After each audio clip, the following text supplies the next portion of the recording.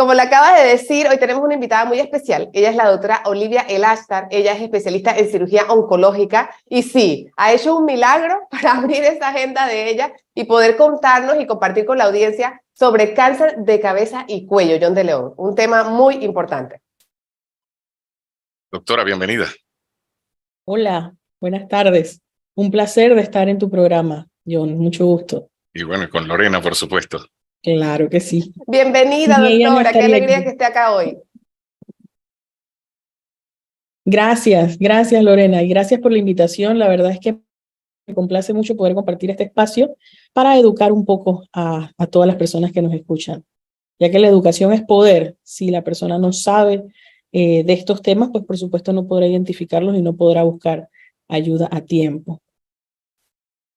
Así es, doctora. Y doc, para todos los que están escuchando en este momento, entre comillas, Magazine, cuéntenos usted como experta, ¿qué es el cáncer de cabeza y cuello? ¿Cómo se diagnostica? Y por supuesto, el tratamiento.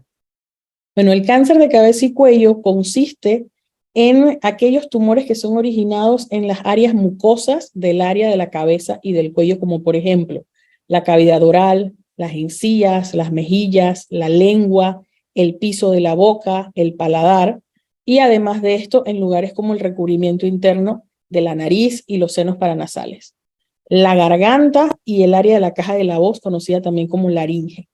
Todas estas áreas comparten el mismo tipo de células que las recubren, que son las células escamosas. Así que típicamente la mayor parte de los pacientes con cáncer de cabeza y cuello se originan en estas áreas, un 90%, y el resto son en lugares un poco más raros, como por ejemplo las glándulas salivares, que se encuentran también en todas estas áreas, pero tienen un tipo de células diferentes.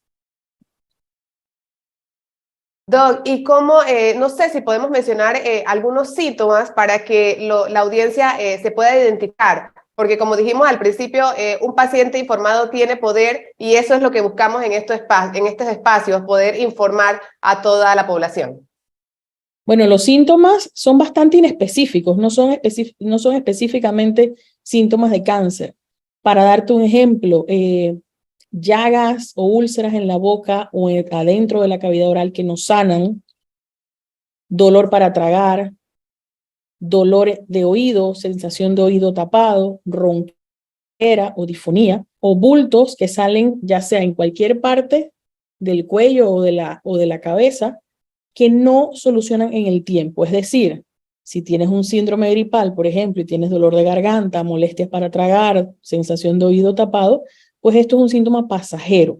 Es un síntoma que va a durar algunos días o algún par de semanas hasta que el cuadro infeccioso resuelva. Sin embargo, en aquellas personas que tienen estas molestias de manera persistente, es importante que acudan a su médico para revisarse. Aquellas personas que, por ejemplo, se muerden cuando comen y tienen una molestia localizada en un lugar de la lengua, ardor, esto debe mejorar con el paso de los días. Pero si tienes alguna úlcera, alguna llaga dentro de la boca que no mejora, es importante que acudas a tu médico, importante que acudas a tu odontólogo también para evaluar por qué se debe este síntoma persistente. Creo que la clave está en la persistencia de los síntomas. Todos nosotros hemos pasado en algún momento por algún tipo de infección o por algún tipo de lesión adentro de la boca que ha tomado algunos días en sanar, pero eventualmente sana. Y esto no es motivo de alerta. Sin embargo, las lesiones persistentes es importante que sean evaluadas. Interesante esto que nos comenta la doctora John de León, porque es importante la evaluación, ir con el doctor, que es un tema que tú sabes que siempre estamos ahí recalcándolo, porque la detección temprana es la clave para todos los tratamientos. Doctora, Aparte de eso, debo agregar que es importante, sobre todo en aquellas personas que no guardan una higiene oral adecuada. Esto es un factor de riesgo conocido para presentar cáncer de origen de cabeza y cuello, sobre todo en lo que es la cavidad oral. Así que es importante asistir al odontólogo al menos 2 veces al año para mantener una higiene adecuada, una higiene oral. Aparte de eso, aquellas personas que fuman y que toman alcohol. Se ha visto que esto es un factor de riesgo muy importante para que se produzcan alteraciones en estas células que recubren estas áreas y tiene un efecto sinérgico, es decir, aquellas personas que consumen tabaco y alcohol, tabaco en todas sus formas, desde fumar cigarrillos, cigarro, pipas, por ejemplo, masticar hojas de tabaco, o aquellas personas inclusive que hacen vaping también tienen riesgo de sufrir cáncer de cabeza y cuello. Y este riesgo se multiplica si a eso le sumas el daño que ocasiona el alcohol, la irritación que ocasiona el alcohol en las mucosas. Doctora, le quería preguntar sobre el virus del papiloma humano, ¿cómo se conecta con el cáncer de cabeza? Bueno, el virus del papiloma humano es un factor de riesgo conocido para causar alteraciones en las células escamosas. Resulta que no solamente el área de la cabeza y del cuello tiene recubrimiento de células escamosas, también las áreas anogenitales, el cérvix, el ano, tienen este recubrimiento de células escamosas. Y al ser el virus del papiloma humano causante de alteraciones en estas áreas, el más conocido es el cáncer de cérvix. El cáncer de cérvix, la mayor parte de él es producido por el virus de papiloma humano. Al tener este factor de riesgo, pues esto también se puede manifestar en cáncer y el lugar más común en el área del cabeza y cuello es la orofaringe. Hay diversas teorías, entre ellas, por ejemplo, que las abrasiones o laceraciones superficiales al área de las mucosas producen que el virus penetre a las capas más profundas del epitelio, de las capas celulares, y allí es donde ataca la célula. Ahora, en una persona joven y saludable, usualmente este virus es limpiado de tu organismo en más o menos 2 años. Sin embargo, hay múltiples tipos de virus de papiloma humano, más de 200 tipos, y nosotros los dividimos en virus de alto riesgo y virus de bajo riesgo. Los virus de bajo riesgo pueden producir algunas úlceras o lesiones en la mucosa que se pueden traducir en lesiones benignas. Sin embargo, los virus de alto riesgo son los que van a tener mayor probabilidad de producir cáncer, y este cáncer tampoco se desarrolla de un año para otro.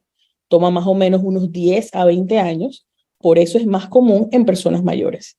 Y se ha observado en las últimas 2 décadas un incremento en el cáncer de cabeza y cuello, específicamente el área de la orofaringe, relacionado al virus del papiloma humano. Y esto también se observa que está relacionado a las conductas de higiene sexual, también, como por ejemplo la afectación tanto del área anogenital con virus de papiloma humano que se transmite al área de la orofaringe a través del sexo oral. Pero este no es el único factor, o sea, hay sumatoria de varias cosas, sin embargo, hay una relación bien importante. Prácticamente el 70% del cáncer de cabeza y cuello de la orofaringe está relacionado al virus de papiloma humano, como un factor externo.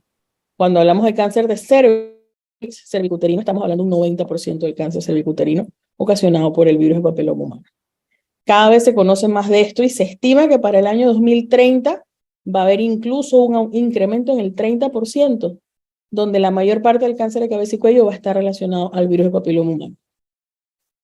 Tú me preguntas por el virus de papiloma humano, pero también está el virus de Epstein-Barr, que es responsable, por ejemplo, de la mononucleosis infecciosa, y en lugares donde tiene mayor prevalencia, como por ejemplo el sur de Asia, está muy relacionado al cáncer de cabeza y cuello, pero hacia el área de la nasofaringe, por ejemplo, en asiáticos.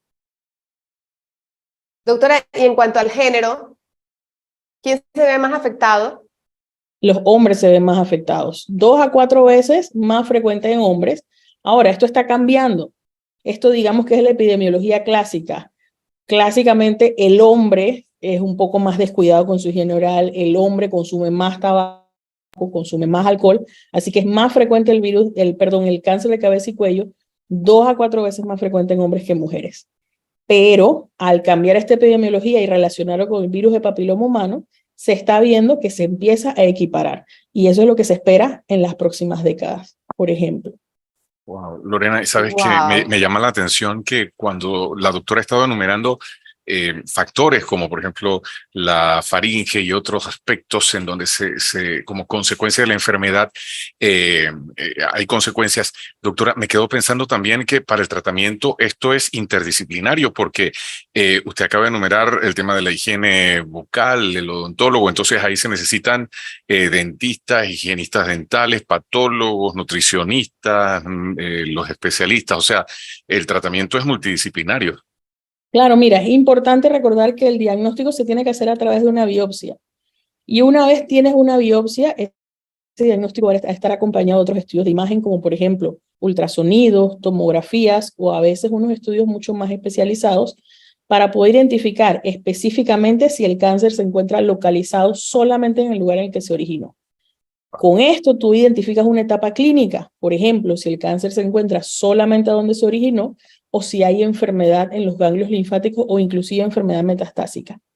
Clásicamente, el cáncer de la cavidad oral está siendo tratado principalmente por cirugía y puede o no requerirse el apoyo de quimioterapia o radioterapia. Ya cuando hablamos de otras áreas más profundas, como por ejemplo la garganta, la laringe, la cavidad nasal hacia el área de la nasofaringe, por ejemplo, a este tipo de pacientes el abordaje se les agrega con quimioterapia y radioterapia y en ocasiones muy raras con cirugía. Entonces es muy importante determinar el lugar en el cual se origina la etapa clínica para poder así determinar el diagnóstico. ¿Y qué es lo más serio con respecto a este diagnóstico, aparte del diagnóstico de malignidad? Es que son pacientes en los cuales muy probablemente vas a tener un diagnóstico de desnutrición, acompañado de este tipo de patología o síntomas. Porque si la persona no puede tragar bien, no puede masticar bien, por ejemplo, o presenta mucho dolor al tratar de comer, pues no va a alimentarse de manera adecuada.